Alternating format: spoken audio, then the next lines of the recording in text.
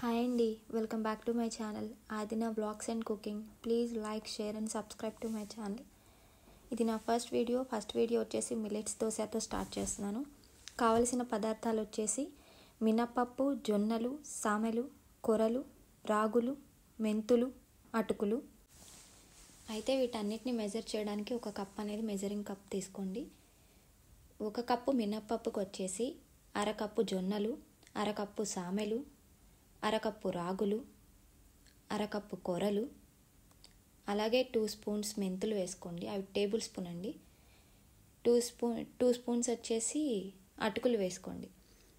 ఇవన్నీ వేసుకున్న తర్వాత మొత్తం ఒకసారి మిక్స్ చేసుకోండి.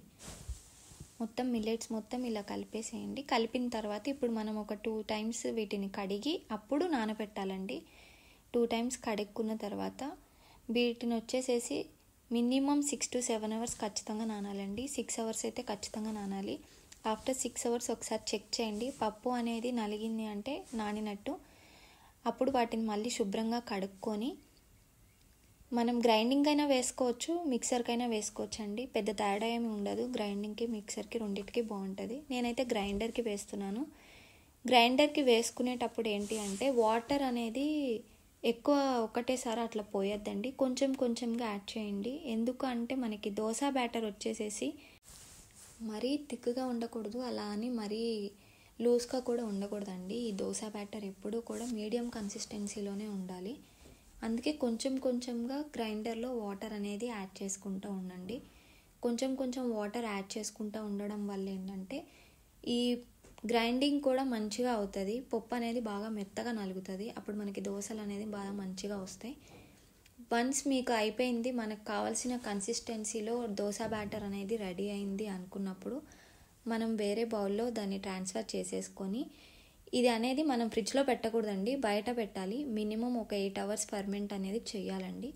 మినిమం 8 అవర్స్ బయట పెట్టండి. చలికాలం అయితే ఇంకొక 1 అవర్ ఎక్స్ట్రా పడుతుంది. బయటే పెట్టేసి ఇప్పుడు ఈ బ్యాటర్ మొత్తం కలిపేసుకొని దీనిలో ఇంకేం యాడ్ చేయని అవసరం లేదు. జస్ట్ కొంచెం టేస్ట్కి సాల్ట్ అనేది యాడ్ చేసుకోండి. యాడ్ చేసుకొని మొత్తం బ్యాటర్ మొత్తం మిక్స్ చేసుకోండి. ఇక్కడ నేను చూపిస్తున్నాను కదండి, ఈ కన్సిస్టెన్సీలో బ్యాటర్ ఉంటే సరిపోతుంది. మరీ థిక్ వద్దు, అలానే మరీ లూజ్గా కూడా వద్దు. దోశలు అనేది పర్ఫెక్ట్గా రావు. మీకు కావాల్సినంత సాల్ట్ యాడ్ చేసుకోండి. యాడ్ చేసుకొని దోశ బ్యాటర్ మొత్తం ఒకసారి మిక్స్ చేసేసుకొని దోశలు అనేది వేసేసుకోవడమే. దోశ పెనం వచ్చేసి నార్మల్ హీట్ ఉంటే సరిపోతుందండి. అంటే నార్మల్ హీట్ అంటే మనం ఇంట్లో దోశలు వేసుకుంటాం కదా, సేమ్ అంతే అండి. హై ఫ్లేమ్, లో ఫ్లేమ్ అట్లా ఏం లేదు. నార్మల్గా మనం దోశ వేసుకున్నట్టే ఇది కూడా వేసుకోవడం. ఆయిల్ ఆర్ గీ అనేది మీ ఆప్షన్, రెండింటితో బాగుంటుందండి, ఆయిల్తో గీతో.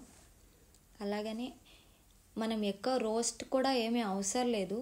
ఆటోమేటిక్గా కలర్ అనేది వచ్చేస్తుంది. ఎందుకంటే మనం మెంతులు వేసాం. రాగులు కూడా కొంచెం రెడ్డిష్ అనేది ఇస్తుందండి దోశకి.